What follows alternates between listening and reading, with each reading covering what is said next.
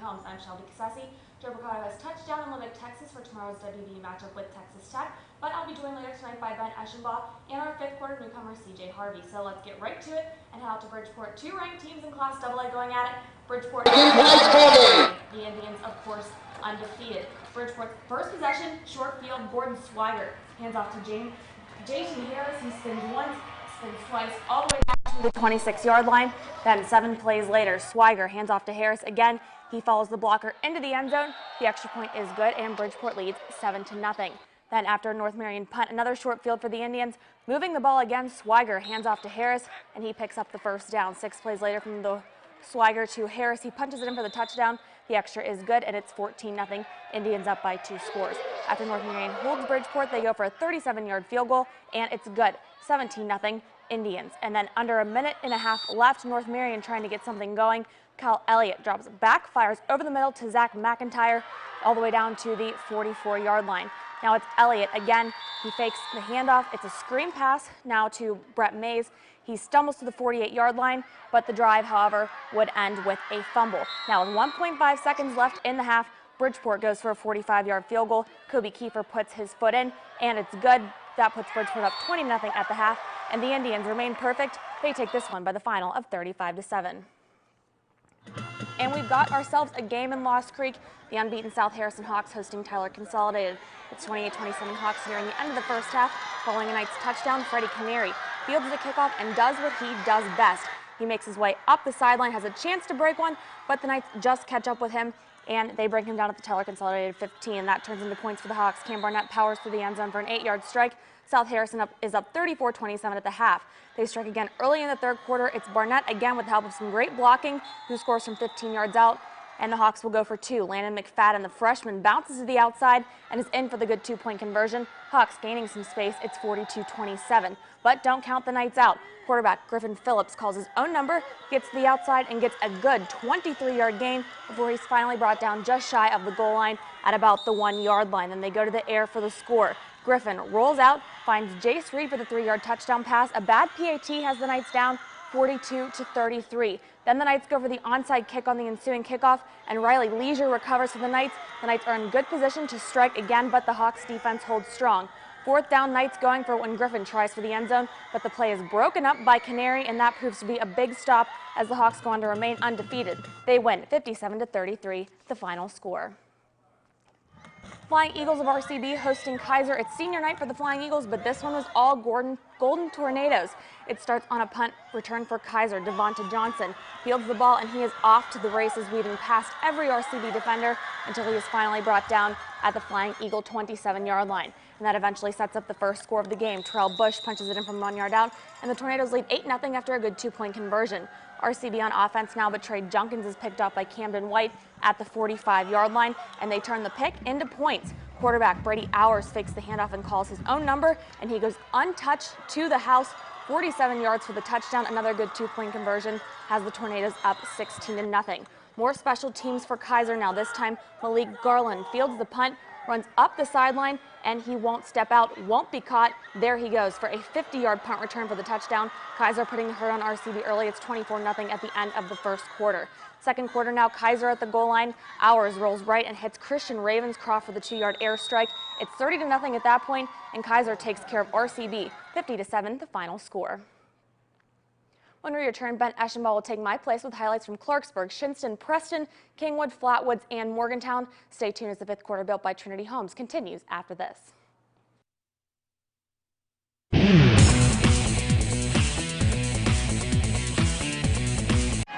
The week brought to you by Trinity Homes brings us to Morgantown. The Bucks of Buchanan Upshur are at University, and they have a 7-0 early lead on the ensuing kickoff. This one is fielded by Amir Richardson of the Hawks, and he takes it all the way for the equalizing score. That makes it 7-7 in the second quarter, and we will have more later. Welcome back to the fifth quarter built by Trinity Homes. 5 more area games to get to this block, and we start with Class AA programs trying to climb back into a postseason berth. Lewis County has been teetering in and out of that group all season long, while Liberty sits just 4 spots out of the top 16 before tonight. So we head out to Clarksburg for this one. A.J. Harmon's Mountaineers lead at 21-14 at the half. Third quarter, Liberty in Minutemen territory to start the third. Broderick Lance takes the screen pass from Seth McKinney, and he's going to score from 30 yards out. The Mountaineers double up 28-14. Ensuing Lewis possession, Thomas Hogan's play action fools everyone, and he's going to have Nathaniel Frazier over the middle for a 24-yard strike. LCHS still in it. They trail 28-21. Liberty answering immediately. Lance takes the handoff, wills his way through the line, and he's going to score from 21 yards out. Again, a two-possession ball game. It's 35-21. Lewis now in the red zone to start the fourth. Hogan goes over the middle to a wide-open Jacob White for a 20-yard strike. It's 35-28 with plenty of time to go. Lewis would recover a fumble in Mountaineer territory. Then Hogan hits Adam Cutlip in the flat for an 18-yard score, but Lewis would not convert the point after, so it's 35-34, still Liberty leading. Liberty trying to run out the clock. They go for it in Lewis County's end on 4th and short, but Dalton Westfall gets stuffed and the Minutemen take over. Lewis driving here, but Hogan's pass to the right flat is picked off by Chandler Taylor, and that will do it. Liberty runs down the clock, and they escape, winning this one by a point. The final 35-34. The Mountaineers improved to 5-3, while the Minutemen dropped to 4-4. Top 14 matchup in Shinston tonight. Lincoln hosting number 12 Roane County. The Cougars would recover a Roane fumble on the kickoff to open the game. Then Kobe Carpenter has Jonathan Reap for a pickup of 13 down to the Raiders 18. LHS marching it to the 1. Then Hunter Moore will take it across for the opening score of the ball game. They missed the point after though, so it's 6-0 Cougars. Late in the first now, Lincoln again in the red zone. Carpenter rolling left. He throws it across his body, and Jake Nichols will come away with a pick in the end zone. It remains 6-zip through 1. Late in the second here, Lincoln again marching. Carpenter feeds Anthony Keller with a shovel pass, and Keller will zig his way down to the Roane County 18-yard line. That's a pickup of 23. Very next play, Carpenter rolls one way, cuts it back the other, and he's got Leap in the end zone for the 18-yard strike. Cougars up 12-0 at the half. We go to the third. It's now 19-0 LHS. Roane has it at the Lincoln 29, and they're going for it on 4th and 3. Tyler May on the direct snap will break the plane on the long run. It's 19-7. But Lincoln answers immediately. Moore extends from 5 yards out. That's another rushing touchdown for Moore. It's 26-7. 6 minutes left in the game. Andrew Kinder takes it across from 18 yards out, and the Raiders are down 2 possessions again. It's 26-13, but Lincoln will put it out of reach. Just over 3 minutes to go. Moore with another short carry for the score. Lincoln wins this one going away. The final 32-13. The Cougars improve to 5-2, and Roane falls to 5-2. We head to Kingwood, where the Knights of Preston County play host to East Fairmont tonight. First quarter on East Fairmont's first drive, and their second play from scrimmage. A handoff from Dominic Postleweek goes to Dylan Kinsell. He finds the edge, and he's off to the races as he gives the Bees 6 points. Extra point is good, so it's 7-0 East Side. But the Knights would respond after picking up a muff punt and starting with excellent field position. Dakota Holt is going to fake it, a handoff, fake out to the Bees defense. And our cameraman can't find this, but it's 7-7 after the score. On to the second quarter. Bees threatening again. This time they go for a field goal, but the kick is blocked by the Knights. The rebound lands in the hands of the Bees kicker, Andrew Slusser. He's brought down hard, and the Bees turn it over on down. Still in the second, East deep in the Knights territory once more. The handoff goes to Alexander Vincent on the sweep, but he coughs the ball up, and the Knights fall on to regain possession. Preston High unable to come away with any points from turnovers, though, but the Bees would eventually get it together. Less than 40 seconds before the half, Postlewaite is going to launch this one down the field, and he has Ross Ridgway. He makes the great catch to give the Bees a 14-0 lead, and it was all Bees from that point on. East Fairmont goes on to win 35-14, picking up their second win of the season. Preston falls to 1-6. The Bearcats of Grafton taking a trip down south to Flatwoods. They face Braxton County Eagles this evening. Opening kickoff, Ben Fincham scoops up the kickoff. He cuts left, dodges the kicker, and he turns on the Jets, and he's got a 71-yard touchdown, and just like that, we open up the game. It's 6-0 Eagles in front. Later in the first quarter, Braxton's Heath Cottrell will draw back a pass. He heaves it down the sideline, and he has Tayton Stout open. He cuts it to the inside after the catch, and he is dragged down at the 6-yard line, a pickup of 41 yards on that play. A couple of plays later, Braxton punches it in. Cottrell finishes what he started, putting Braxton up 12-0. Second quarter here, Braxton at it again as Cottrell draws back with a pass. He finds Jacob Oates over the middle for a pickup of 37, so another big pass play for the Eagles. Next play, Fincham draws again, scrambles right, and he finds Oates once again. He walks it into the end zone from 37 yards out. It's 20-0 at that point, at the half actually. The final score, Braxton County 30, Grafton 13. So the Eagles pick up win number 3. They are both 3-4. And we head out to Morgantown for our play of the week that we had there. And this is Buchanan Upshur drawing first blood on a short run off tackle by Cameron Payne, so it's 7-0 Bucks. But on the ensuing kickoff, this was your play of the week here. It is fielded by Amir Richardson, and he takes it off the short hop. He heads across the field, outrunning all the defenders, then up the right sideline, and this one is an 86-yard touchdown. That Amir Richardson, he is dangerous, and he still has a couple years left in him at the high school level. So it's 7-all. Third down for the Hawks, but Clay Bailey fumbles it under the pressure from BU. The home team would recover the ball, but they'd be forced to punt. Could University turn this negative into a positive? They could, and they did, as the Bucks can't handle the punt. And on the ensuing drive, Robert Sanders will take the rock to the left after University recovered that muffed punt. And it's back to the right and up to the 6-yard line where he's pushed out of bounds. And the Eagles would end up capitalizing on this drive as Trevor Barnhart would have a run up the middle for the score. They would double up 14-7. And the final of this one, University goes on to win 34-21. The Hawks are 7-1.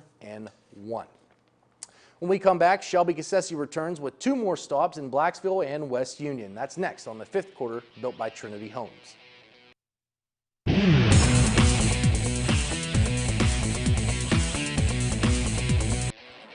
Your hit of the week, we go to Gilmer County, who's receiving the ball, and Josh Schoolcraft absolutely drills a defender. Let's see that one more time. This is your hit of the week. Welcome back to the 5th quarter, built by Trinity Homes. We'll get to highlights from West Union in a moment, but first, a battle of 2 unbeatens in Class Single A. Cameron and Clay Battelle, both with spotless records coming in tonight, one leaving with their first loss of the season. So who would be the team with their first loss out in Blacksville? On the opening drive, CBs get rolling, quarterback Tanner Burnett to Gunnar Brummage for a gain of 25 yards. Then, just 2 plays later, Burnett rolls right, finds Brummage behind the defense for a 54-yard touchdown. The CBs lead by a score, 7-0 early on, but Cameron comes right back. Quarterback Colby Brown scrambles, then throws downfield to Travis Mickey. That's a gain of 41 yards deep into Clay Battelle territory.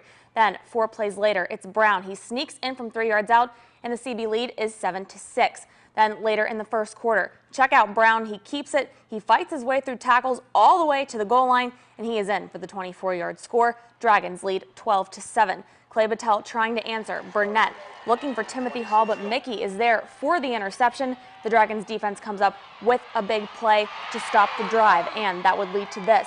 Michael Starcher takes the handoff. He goes off to the right side, 26 yards to the house, all the way to the end zone. Dragons extend the lead to 18-7. But back come the CBs. Burnett finds Hall with a 6-yard scoring strike. Back and forth we go. The Dragon lead stands by 6 at 19-13.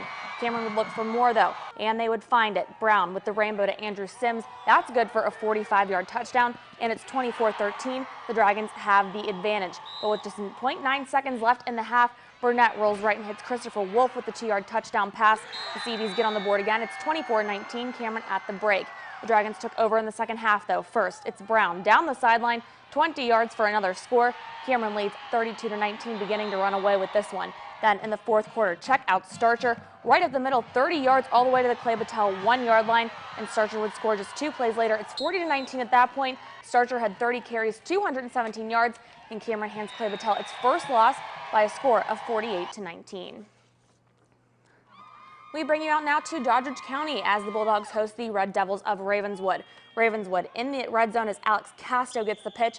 He beats the defense to the corner. Red Devils touchdown. They now lead 7-0. Ravenswood with the ball again as Maximus Hilton gets the snap, drops back, and he finds Jake Green wide open down the field, and he scores. Red Devils lead by 2 scores. It's 14-0. Ball on the 1-yard line now as Hilton sneaks it across for the touchdown. Red Devils extend their lead to 21-0. The Red Devils again looking to score as Casto gets the handoff, fights his way through the defense for the touchdown, extending the lead to 28-0. The Bulldogs looking to cut into the lead as Hunter Riffle gets the snap and he works his way through the defense for 45 yards and a Bulldog first down. But the Red Devils get the ball back after an interception by Luke Radabaugh on that drive, and Casto again gets the pitch here. He works his way through the defense all the way for the touchdown. The Red Devils lead 35-0 at that point, and they hand Dodgers their second straight loss. They win by the final of 38-0. When we return, CJ Harvey will wrap things up with highlights from Gilmer County as well as your boot of the week. Stay tuned.